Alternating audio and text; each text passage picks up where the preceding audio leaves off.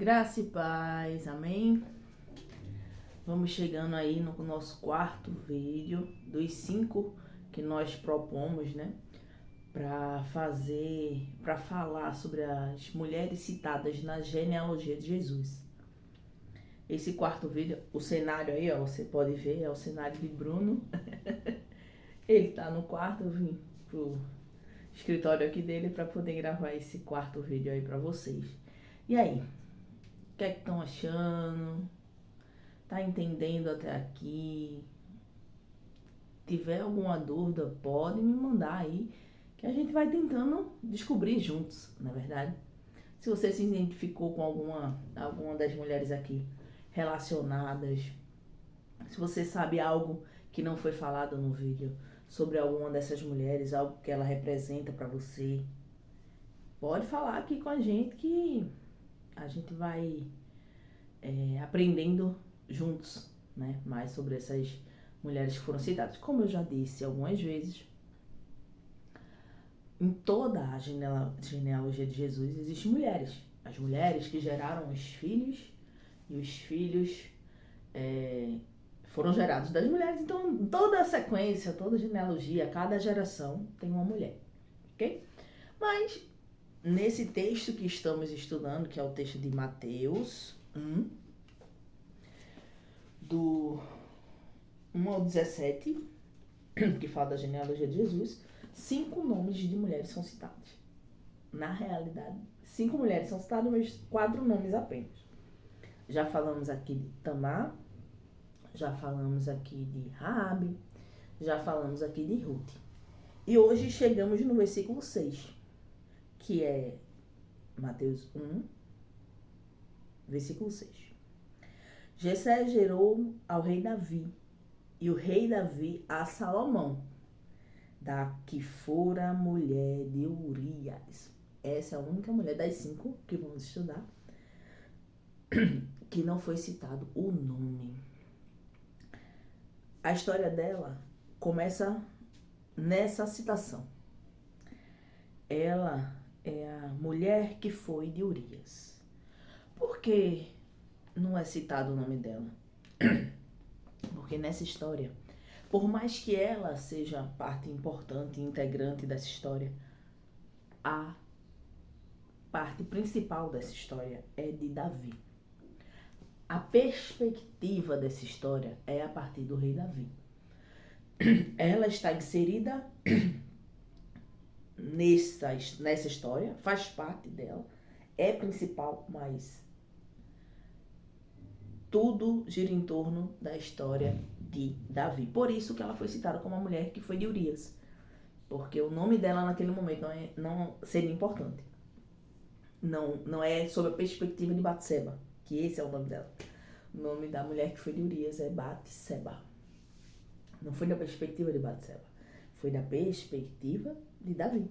Por isso que foi citado a mulher que foi de Urias. A história de Batseba começa no 2 Samuel, capítulo 10. Não, 2 Samuel, capítulo 11, desculpa. Capítulo 11, a partir do 1º.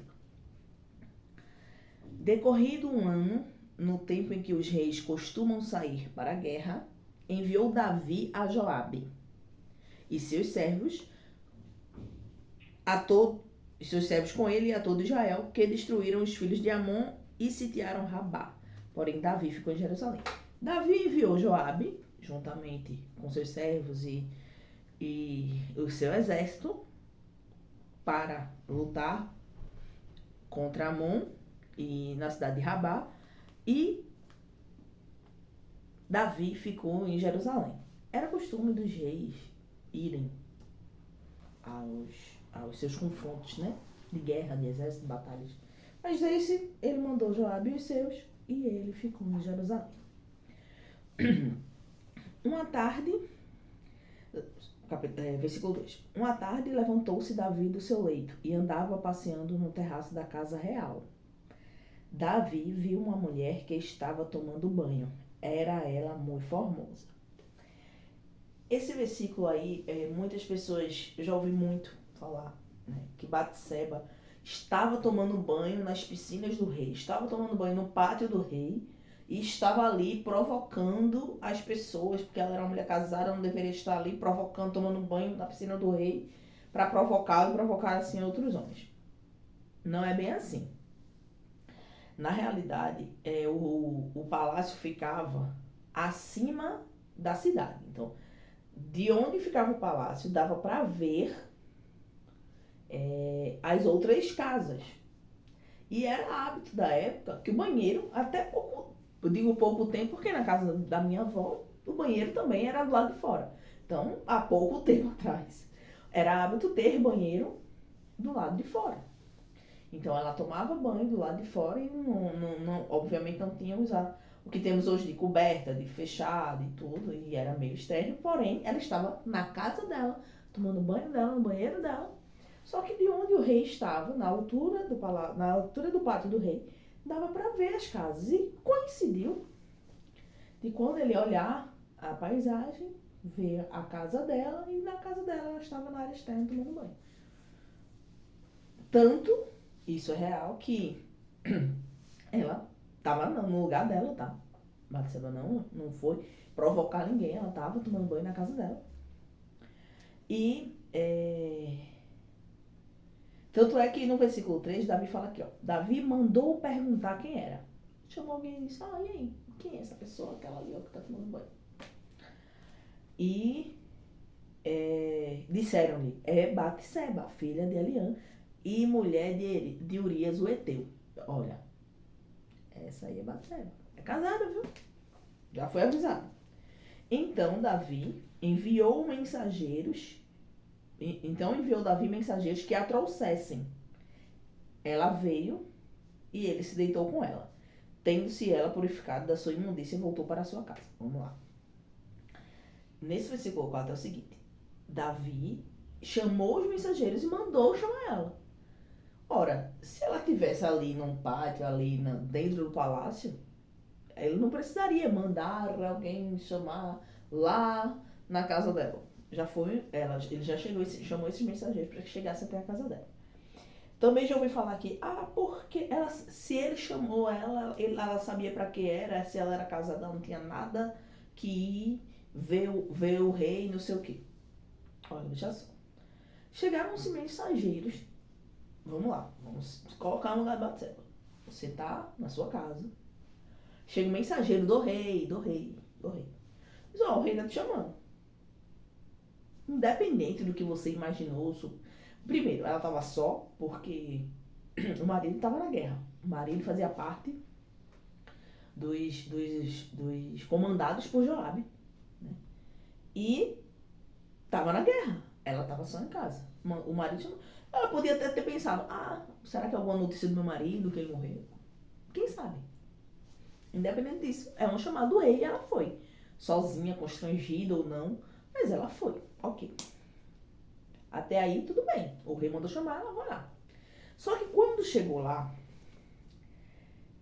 ela veio e ele se deitou com ela. Aqui na Bíblia não fala se ele forçou.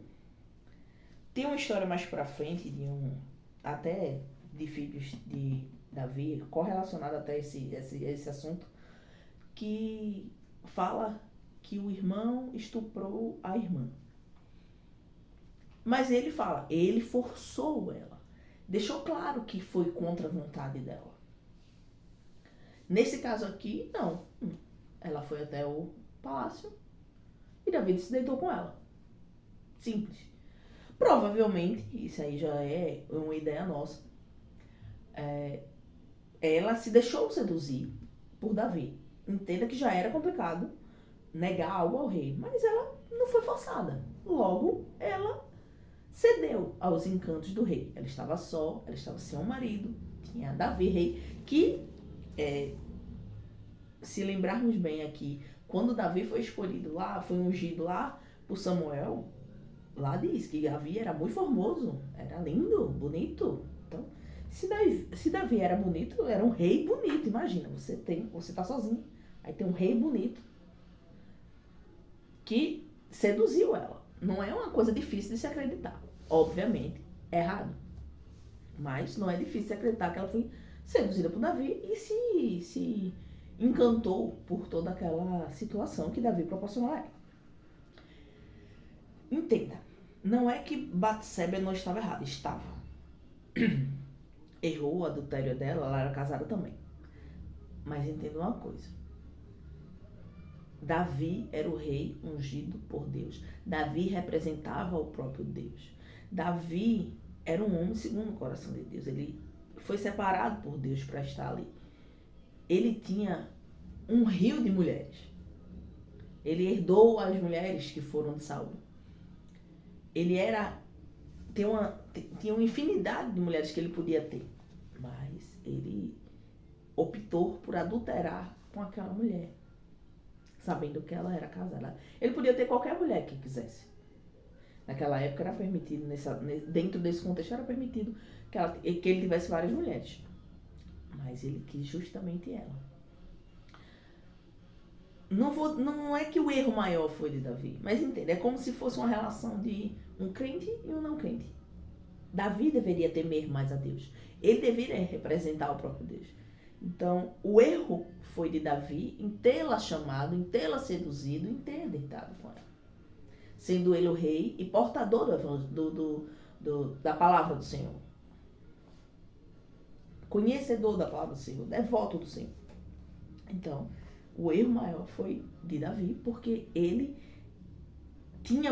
aqui muito é dado, muito é cobrado, né? Assim, então, era muito cobrado dele que ele fosse uma pessoa correta. Tivesse atitudes corretas.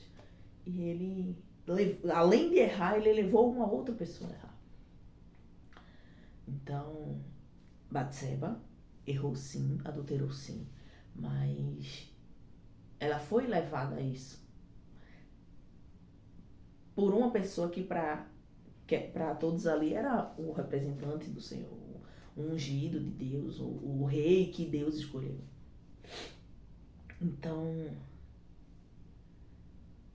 Batseba se deitou com Davi de livre espontânea vontade, tá? Mesmo que tenha sido seduzido ou não, foi de livre espontânea vontade, não foi forçado. Não é isso que tem relatado na Bíblia.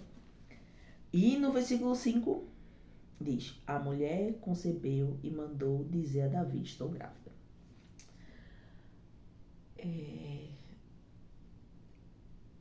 Eu já disse várias vezes. Morte e vida só quem dá é Deus. Deus sim permitiu que nascesse uma criança. Que nascesse não, que concebesse uma criança a partir daquela situação. Talvez até para constranger o acerto. Porque se não tivesse tido nenhuma consequência desse porte, aquele pecado teria sido passado o pano e teria sido passado despercebido. Tanto pelo marido quanto pelas outras pessoas e pelo Davi, enfim.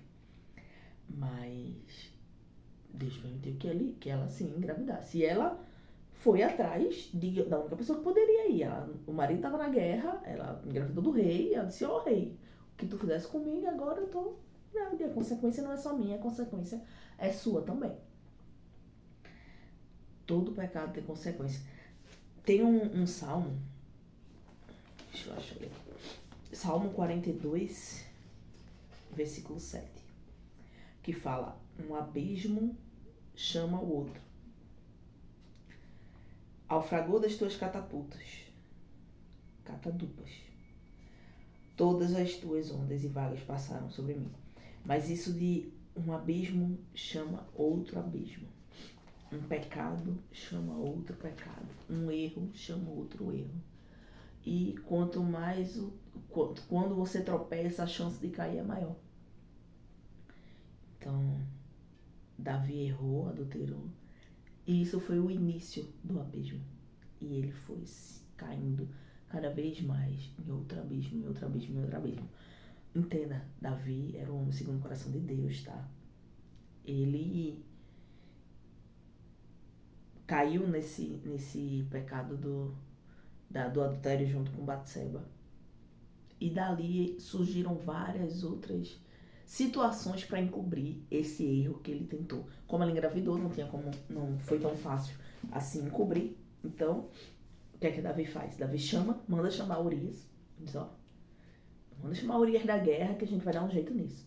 Ele tenta fazer com que Urias deite com sua esposa, para que o filho fique na conta dele. E, mais uma vez, o pecado seja coberto. Mais uma vez, ele mentiu, ele enganou a Urias para que ele fizesse isso. Mas ainda assim, Urias, por ser um homem bom, um homem correto, e por respeitar, né, as tradições, até o próprio rei, ele não foi para sua casa, porque não era costume que os soldados voltassem para casa para deitar com suas esposas, para ter uma boa vida, enquanto os outros estavam em guerra, estavam morrendo. Então eles se abstinham desse tipo de situação, então ele não voltou para casa. Davi insistiu, embebedou Urias para tentar fazer com que ele fosse para casa e dormisse com a mulher dele, e Urias ainda assim não foi. Então você está vendo que um abismo está chamando o outro. Ele adulterou, ele mentiu, ele enganou, ele embebedou para tentar fazer e não conseguiu. Aí ele chega numa situação, Davi disse, e agora, o que é que eu vou fazer, né? Davi vai tentar ainda fazer algo pior, infelizmente. Ele escreve uma carta para Joabe, ó, bota Urias na linha de frente, para que ele morra. Chega aqui, eu te explico.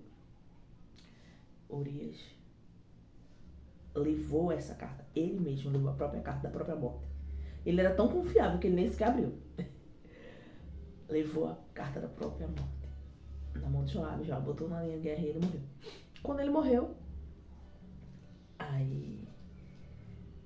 ele morreu, fala na Bíblia que Batseba pranteou. Ela chorou, ela sofreu. Ela tinha um bom marido. Ela cometeu um erro. Ela se deitou com o rei, caiu nos seus encantos, engravidou. E a consequência do pecado dela, a consequência da permissividade ao pecado dela, levou ela a sofrimento. Ela perdeu o marido. O marido foi morto pela consequência do seu pecado. Então, Davi enganou, Davi conseguiu fazer com que ela deitasse, seduziu ela. Davi mentiu para o marido, Davi tentou embebedá-lo, Davi tentou enganá-lo para que tirasse esse filho da conta dele. Mandou matar Urias e foi chamando um abismo outro, entende? Foi chamando um pecado outro, ele foi pecando, foi piorando a situação ainda mais. E foi se iniando num nó infinito de erros. E Batseba foi junto. Ela engravidou, mas ela perdeu o marido. Pranteou, chorou, sofreu a consequência. Desculpa. Ela sofreu a consequência do próprio erro. Perdeu o marido bom, fiel, que ela tinha. E Davi, após a viuvez, após o período, né, de sofrimento de Batseba, a chama, a convida, a leva para morar com ele e casa com Batseba. E Deus, em sua infinita misericórdia, ele trata com Davi, para que Davi compreenda aquele erro, para que Davi sofra sim as consequências, porque as consequências do pecado não cessam. Não pense que Deus perdoou você, mas a consequência das coisas erradas que você fez não vai vir, vai. As consequências vão continuar vindo. Mas Deus vai estar contigo porque Ele viu teu coração arrependido, Ele proporcionou arrependimento ao teu coração e proporcionou perdão a ti. Não haverá morte para a tua vida, mas consequência do pecado sempre vai vir. E Batseba vai morar com Davi, está lá com ele, e Natan é um profeta amado de Deus, foi falar com Davi e repreendê-lo a respeito dessa situação toda de Batseba, dizendo, vamos ler um pedaço para não ficar muito extenso, mas você depois dá uma lida com mais tranquilidade. Natan repreende a Davi, é o capítulo 12 de 2 Samuel, tá? O Senhor enviou Natan a Davi.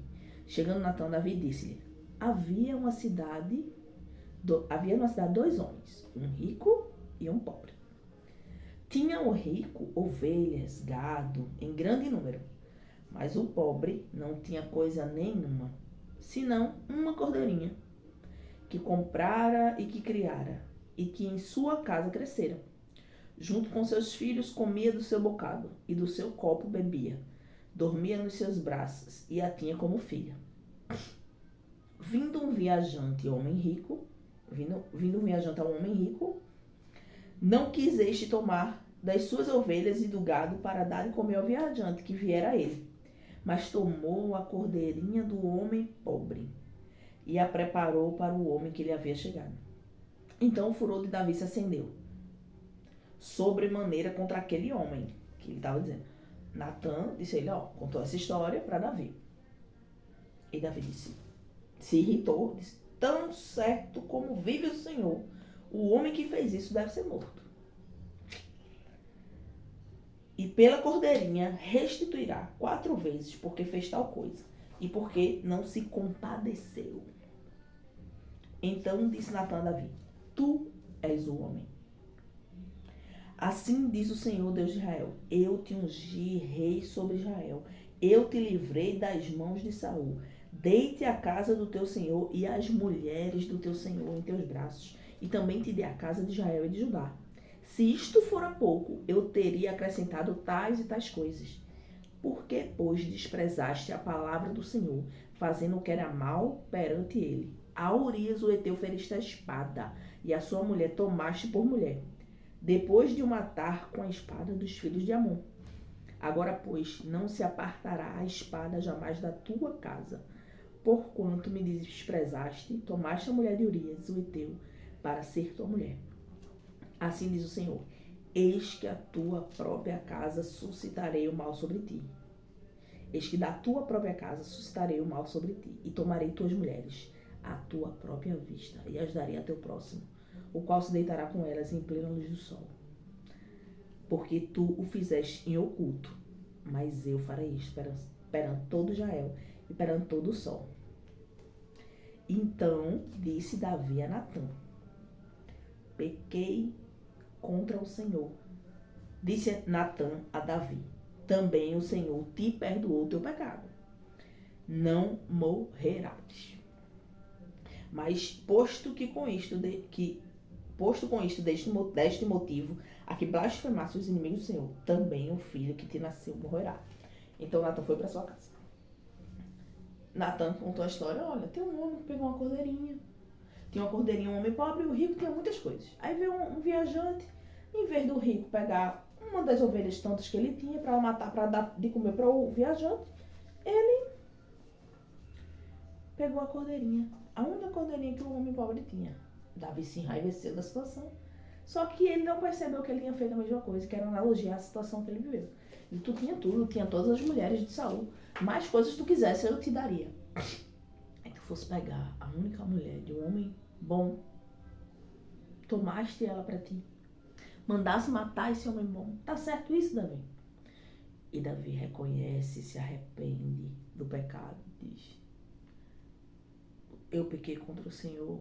Ele diz: eu perdoo o teu pecado. Você se arrependeu, sinceramente, terá uma nova atitude diante disso, e eu vou perdoar o teu pecado. Mas as consequências do pecado permanecerão.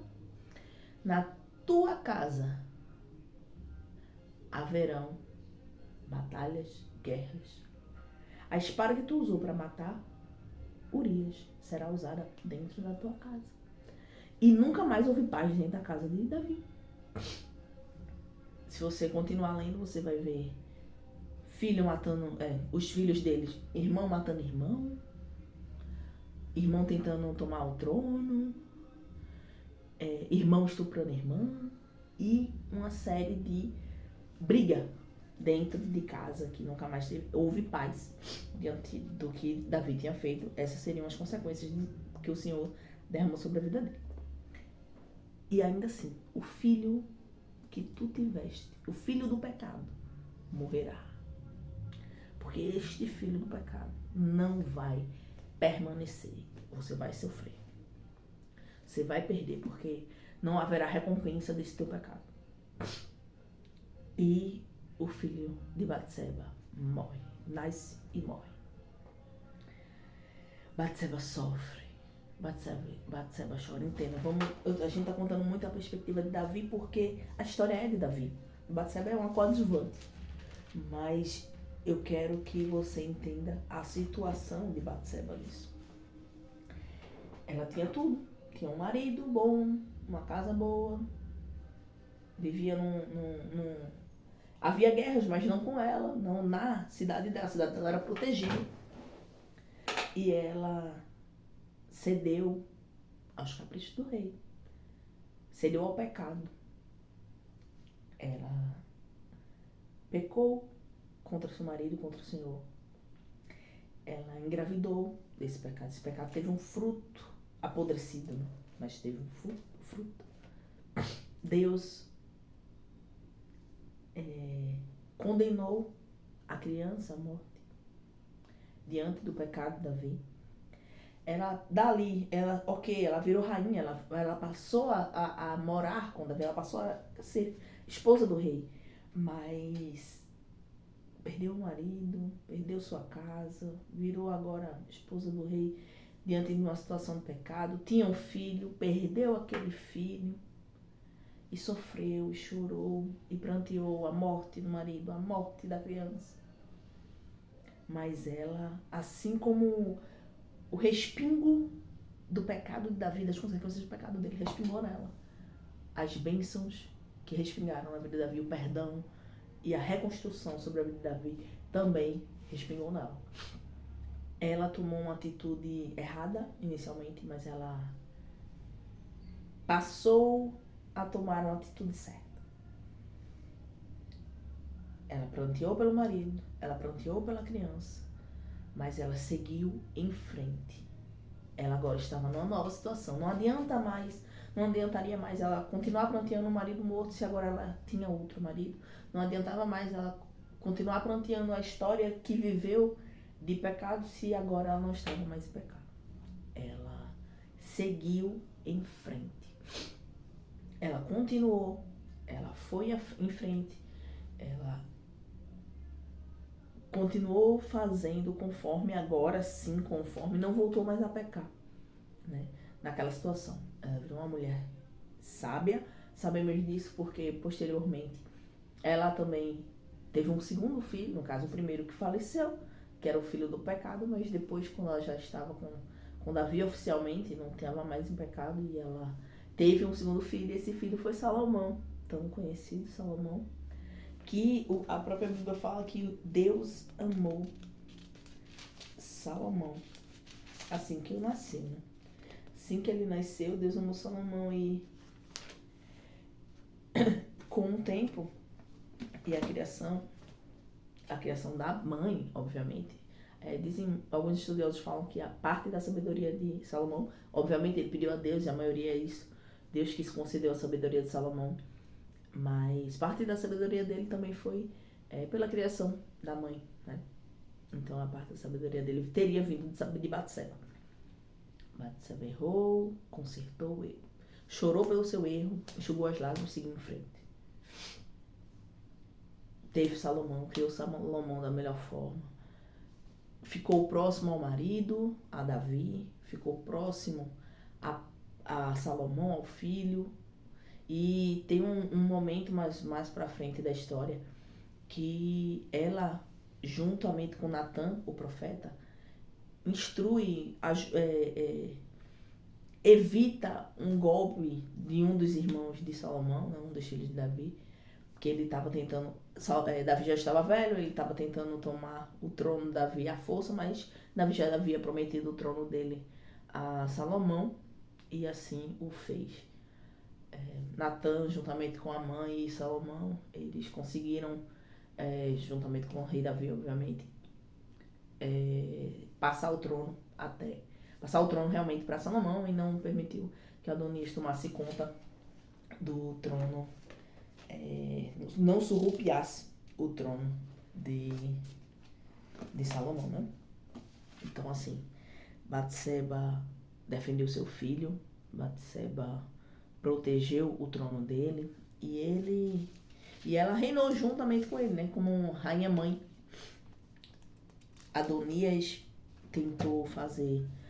Adonias era um dos irmãos de Salomão, tentou fazer ainda alguns golpes, algumas artimanhas para tomar o trono de volta, mas Salomão, muito esperto, muito sábio, acabou não permanecendo no trono. E é isso. Esse é um pedaço da história de Davi, que tem um pedaço da história de Batseba. Batseba é uma mulher que era casada, bem casada, pecou, perdeu seu marido, engravidou, perdeu seu filho, tudo por fruto, consequência do pecado. Mas ela seguiu em frente, ela se manteve fiel. Agora, depois do primeiro erro, ela se manteve fiel ao seu marido, ao seu filho. Lutou por eles, né? Lutou por Salomão e lutou pela vontade de Davi também, porque a vontade de Davi era que Salomão reinasse após ele. Então, Salomão foi um homem sábio, um grande rei. E Batseba fez parte de tudo isso por entender que, assim como Davi, ela não podia voltar a pecar. Não podia voltar a cometer aquele mesmo erro qual ela havia também se arrependido. Ninguém perde um marido, um filho, chora para não ter, se entristece dessa forma e não aprende, né? Ela aprendeu e não voltou mais a pecar. Então, por mais que as circunstâncias tenham te levado ao pecado, não permaneça nele. Porque as consequências do pecado são dolorosas. Você vai continuar com a consequência daquele pecado, vai sofrer por aquilo, vai perder algo, mas se arrependa de coração. Entenda que aquilo não é para você, que Deus te chamou para algo maior. E assim como Batseba, gere vida dentro da grande família de Cristo, né? Batseba gerou Salomão, e Salomão faz parte da genealogia de Jesus. O próprio Davi, o próprio Jesus é chamado várias vezes de filho de Davi. Então, ela fez parte de uma grande história. Porque ela, mesmo tendo errado, se posicionou ao acerto. Então, posicione seu acerto. Posicione seu acerto. Não volte aos erros que você já cometeu. Arrependa-se. E construa um novo lar, uma nova família, uma nova perspectiva de vida. Aprenda a usar o que você tem em favor de você e dos seus, né? Que Deus possa abençoar a sua vida. E assim como Batseba acertou o seu caminho para entrar na genealogia de Jesus, assim eu e você também pode fazer. Podemos acertar o nosso caminho para entrar na genealogia de Jesus. Quem sabe virar aí um filho de Deus, né? Que coisa maravilhosa. Virar um filho de Deus. É só aceitar Jesus. Só seguir o seu caminho. É só evitar os erros, as seduções do mundo do pecado e continuar firme no caminho do Senhor. Amém? Que Deus possa continuar abençoando a tua vida e que a gente possa ainda caminhar uma longa estrada juntos. Até o próximo vídeo. E o próximo vídeo é o 5º vídeo da série, que é sobre Maria. Amém?